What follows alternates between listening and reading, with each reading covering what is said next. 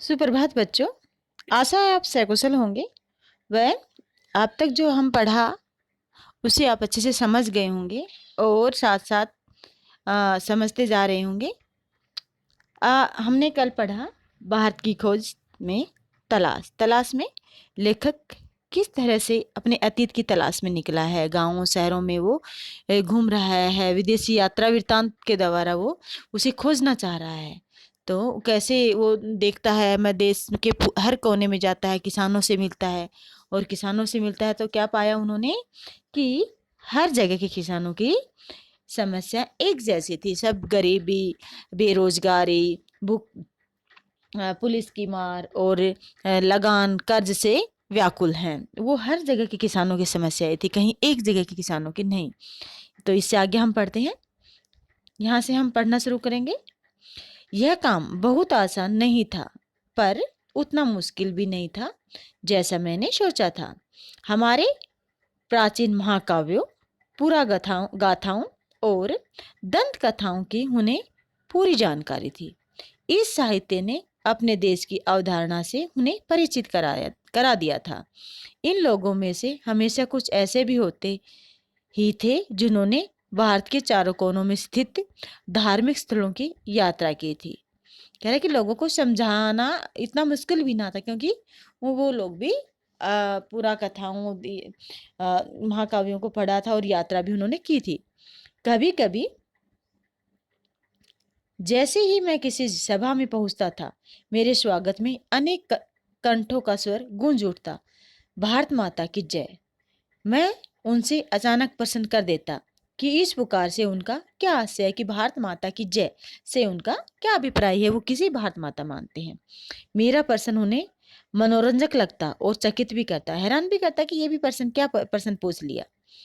उनकी ठीक ठीक समझ में नहीं आता कि वे मुझे क्या जवाब दें, और तब वे एक दूसरे की ओर देखने लगते और फिर मेरी ओर मतलब देखने लगते कि पहले उनको समझ में नहीं आता कि उसका उत्तर क्या दे, कि वो भारत माता से उनका क्या अभिप्राय, वे भारत माता किसे समझते हैं। इसलिए वे आपस में एक दूसरे को देखने लगते। मैं बार बार सवाल करता जाता। आखिर एक हट्टा कट्टा जाट, जिसका न जाने कितनी पीढ़ियों से मिट्टी से अटूट नाता था, मतलब किसान नहीं करता था वो, उसकी पीढ़ी दर पीढ़ी उसका पूरा खानदान खेतों में काम करता आया था। मिट्टी से अटूट नाता होना मतलब गांव में रहता था और खेती बाड़ी करता था। जवाब में कहता है कि यह भारत माता हमारी धरती है, भारत की प्यारी मिट्टी है। मैं फिर सवाल करता, कौन सी मिट्टी? उनके अपने गांव के टुकड़े की, या जिले की और राज्य के तमाम टुकड़ों की, या फिर पूरे भारत की मिट्टी, मतलब उस मिट्टी से भी उनका क्या तात्पर्य। प्रश्नोत्तर का यह सिलसिला तब तक चलता रहता जब तक वे प्रयत्न करते रहते, मतलब अपने आप इसका उत्तर खोजने का प्रयास करते रहते, तब तक मैं उनसे कुछ ना कुछ प्रश्न पूछता ही रहता।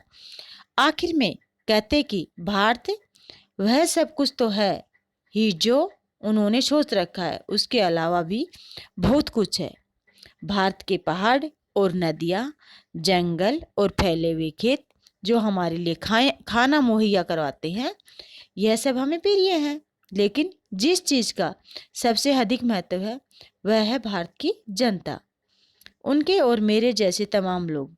वे सब लोग इस विशाल धरती पर चारों ओर फैले हैं।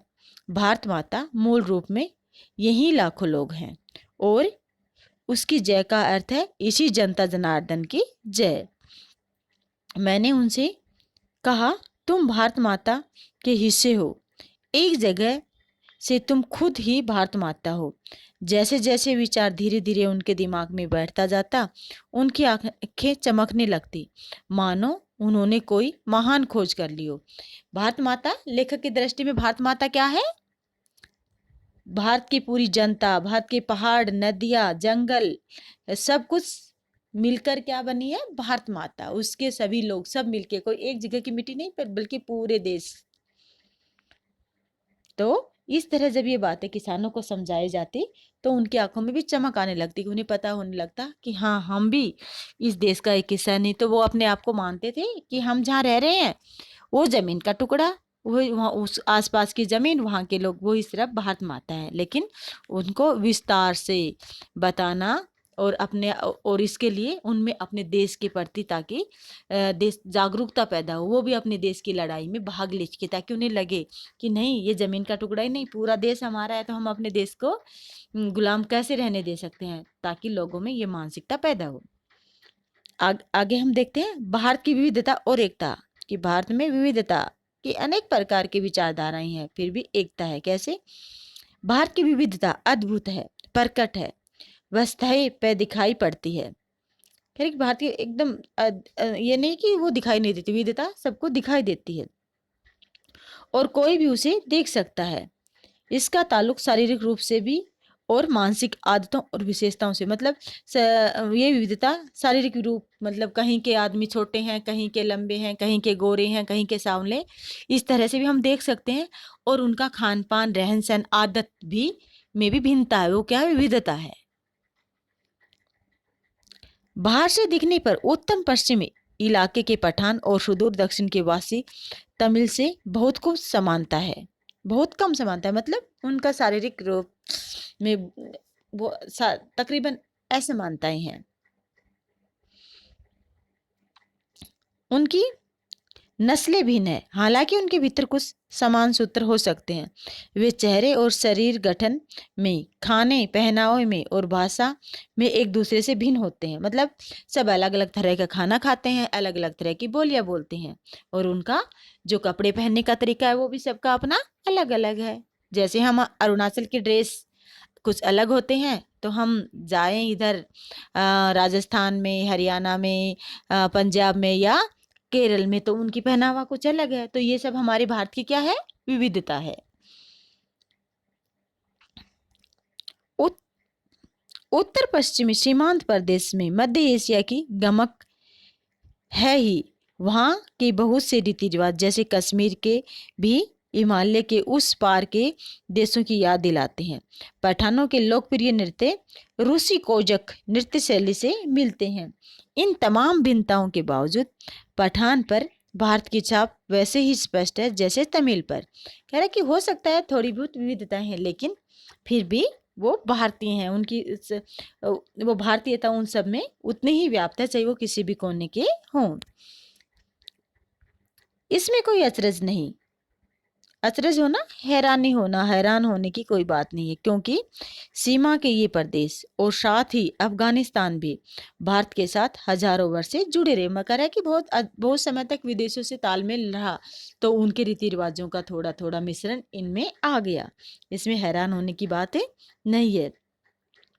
ये पुराने तुर्क और दूसरी जातियां जो अफगानिस्तान और मध्य एशिया में बसी थी, इस्लाम के आने से पहले बौद्ध थी, इस्लाम से आने से पहले बौद्ध थी, और उससे भी पहले वैदिक काल में हिंदू थी।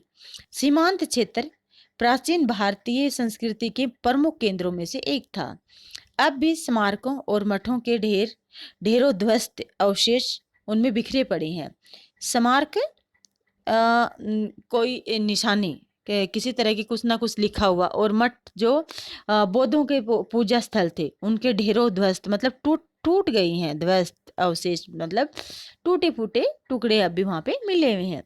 विशेष रूप से तक्षशिला के महान विश्वविद्यालय के, जो 2000 वर्ष पहले अपनी प्रसिद्धि की चरम सीमा पे है। कह रहा है कि ज्यादातर तक्षशिला के महान विश्वविद्यालय की सारे भारत के साथ ही एशिया के विभिन्न भागों में विद्यार्थी यहाँ खिंचे आते थे। धर्म परिवर्तन से अंतर जरूर आया, पर उन क्षेत्रों के लोगों में जो मानसिकता विकसित कर ली थी वह पूरी तरह नहीं बदल सकी। कह रहे कि धर्म परिवर्तन से उनमें थोड़ा थोड़ा परिवर्तन आया, लेकिन उनके जो मानसिक विचारधारा हो गई थी वो पूरी तरह नहीं बदल दी। पठान और तमिल दो चरम उदाहरण हैं, बाकी की स्थिति कहीं इन दोनों के बीच में है। सबकी अपनी अलग अलग विशेषताएं हैं, पर सब इससे भी गहरी छाप भारतीयता की है। यह जानकारी बेहद हैरत में डालने वाली है, हैरत मतलब हैरानी में, कि बंगाली, मराठी, गुजराती, तमिल, आंध्र, उड़िया, असमी, कन्नड़, मलयाली, सिंधी, पंजाबी, पठान, कश्मीरी, राजपूत, हिंदुस्तानी भाषा भाषी जनता में बसा हुआ विशाल मध्य भाग कैसे सैकड़ों वर्षों से अपनी अपनी अलग पहचान बनाए रह करके, सबकी अपनी अपनी अलग पहचान है और उसको बरकरार इतने सालों से किस तरह बनाए, ये मुझे हैरान करने वाली बात लगी। इसके बावजूद इन सब के गुण दोष कमोबेश एक से हैं। करेक्ट, कमोबेश कम या ज्यादा थोड़ा बहुत अंतर हो सकता है, लेकिन एक जैसे। कमोबेश होना मतलब कुछ थोड़ा बहुत अंतर होना। इसकी जानकारी पुरानी परंपरा और अभिलेखों से मिलती है। साथ ही इस पूरे दौरान वे ऐसे भारतीय बने रहे जिसकी राष्ट्रीय विरासत एक ही थी और उनकी नैतिक और मानसिक विशेषताएं भी समान थी। प्राचीन चीन की तरह प्राचीन भारत अपने आप में एक दुनिया थी, एक संस्कृति और सभ्यता थी जिसमें तमाम चीजों को आकार दिया था। विदेशी प्रभाव आए और अक्सर उस संस्कृति को प्रभावित करके उसी में जज्ब हो गए। उसी में जज्ब हो जाना, मिल जाना।